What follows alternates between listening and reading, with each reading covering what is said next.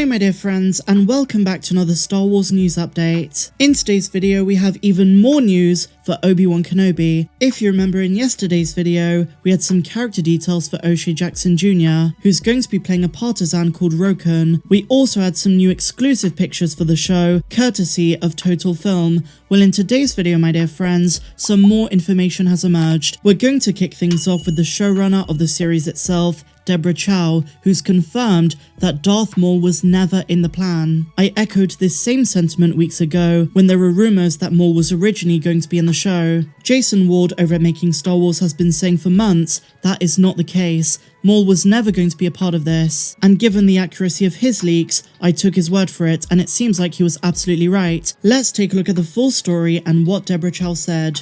So ever since Darth Maul returned in live action in Solo: A Star Wars Story, rumours have been circulating as to whether or not the villain will ever return for more live action appearances in the future. While showrunner Deborah Chow of the much anticipated Kenobi series has revealed to Total Film that was never part of the plan. She said, quote, "As long as I've been involved, we've never had Darth Maul in any of it. Dave Filoni did a beautiful job of telling that story already." And you know, we've spoken about this in depth. Darth Maul appearing at this point in the timeline does not make any sense, because even if he did, he could not interact with Obi-Wan or know where he was. Of course, in Star Wars Rebels, further down the timeline in the episode Twin Suns, Maul does find Obi-Wan on Tatooine and loses his life to the Jedi Master. And while there are definitely some ways Maul could have been in the Kenobi show, not interacting with Obi-Wan but maybe Vader, it would have just felt a bit shoehorned in, but Deborah Chow says he was never part of any of it. And as I say, my dear friends, that is very consistent with what I've heard as well. Deborah Chow went on to say the following: "For anyone trying to tell a story in the middle of these two trilogies,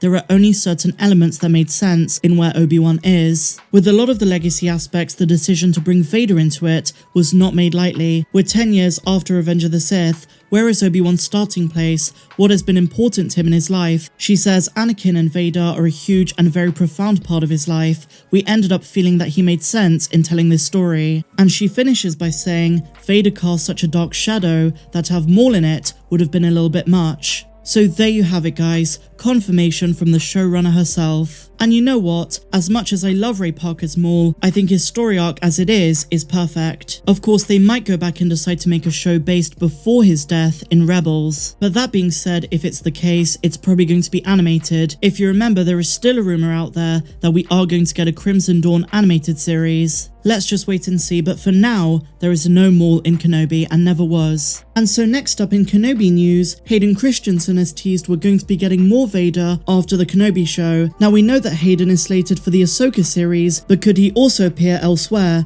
Maybe even in Star Wars Andor. In his interview with Total Film, Christensen was tight-lipped and did not reveal any specifics about Vader in the show. But he did tease that this is not the end of his journey as Darth Vader. In his own words he said, "The extent of this journey, I think, remains to be seen. But what a privilege to get to come back and do this and to be part of this project." So a truly reassuring prospect that this is not the last time Hayden is going to play the role of Vader or even Anakin in flashbacks. And of course the possibility in the Ahsoka series and the Mandoverse that he might appear as a Force ghost. Hayden is truly a gem. And so now guys, another piece of juicy Kenobi news. Ewan McGregor admits that Darth Vader on set scared the shit out of him. I mean, can you blame him? Vader is terrifying. Let's dive into the nitty gritty. As we know, the Kenobi series is going to bring Hayden Christensen back as Darth Vader and Anakin Skywalker in flashbacks. And the Dark Lord of the Sith himself frightened Ewan McGregor on set. In his own words speaking with Total Film, he said the following: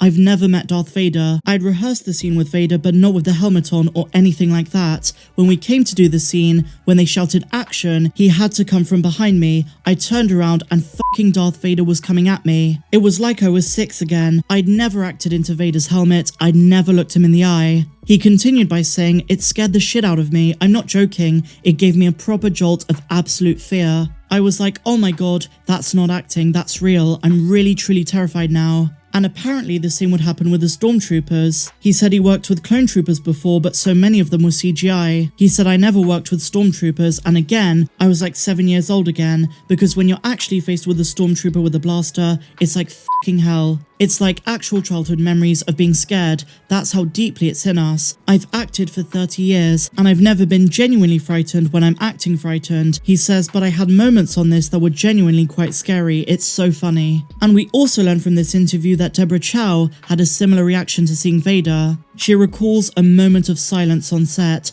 when he first walked on. Deborah Chow says just having Vader standing in front of you is a crazy thing. It's an amazing thing, but it's very intense when you first start doing it. And if you remember, guys, Kathleen Kennedy discussed how exciting it was to get Ewan McGregor and Hayden Christensen back together again. So I can imagine with all of the stakes raised, the adrenaline, and even some genuine fear of seeing Darth Vader, the chemistry and I suppose dynamic on set would have been insane. We're now just a month and a day away from Obi-Wan premiering on Disney+, May the 27th, episodes 1 and 2. I simply can't wait, guys. I hope you're excited. I definitely am.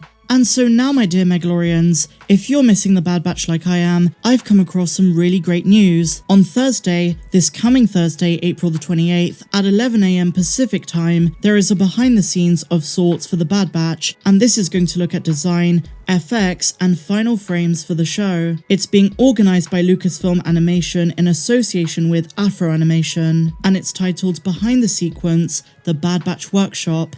Now, I don't know if this has any bearing whatsoever to do with Season 2. I'm going to say probably not, but it will give some insight into the talent and design behind this incredible show. You do have to register for this event at afroanimation.com. I'm not going to rule out anything though. For all we know, we will see something for Season 2, but I think this is just a virtual summit. And so finally, my dear friends, perhaps a more obscure news story, but this is something I've wanted to bring up for a couple of days now. LEGO is releasing their weirdest, or should I say more obscure, obtuse, whatever you want to call it. Basically, they're releasing their most niche LEGO set ever to celebrate May the 4th. Now, apart from the Bad Batch Season 1 last year, May the 4th was pretty disappointing in 2021. This year we're getting Disney Gallery for the Book of Boba Fett, and hopefully we do get a few tidbits and announcements as well. We are expecting the bulk of announcements to come at Star Wars Celebration later in the month, but I do hope we also get some stuff for May the 4th celebration. But in either case, LEGO is releasing a really interesting set. Their so-called big ticket item is a set where customers can recreate Luke Skywalker's iconic landspeeder, but there are 2 additional prizes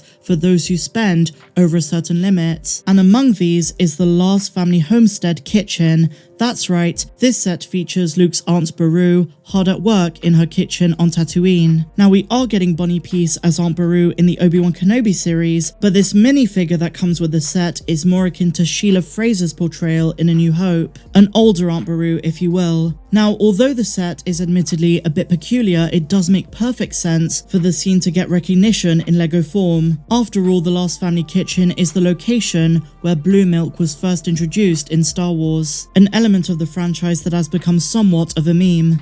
I think it looks great, it does justice to a very underrated character, and of course, we have the iconic plant in the corner. And in regards to Kenobi, I know we're all talking about Obi-Wan and Vader, Luke, the Inquisitors, Leia, and Bail Organa, but let us also not forget Joel Edgerton and Bonnie Peace as Uncle Owen and Aunt Beru respectively. I simply can't wait to see them again. I thought they were great, although brief, in the prequels. So with that said guys, share all of your thoughts in the comments down below. If you enjoyed this video, please be sure to leave me a big fat thumbs up, subscribe to the channel if you're new, and I'll see you in the next one. I'm Star Wars Meg, have a good one.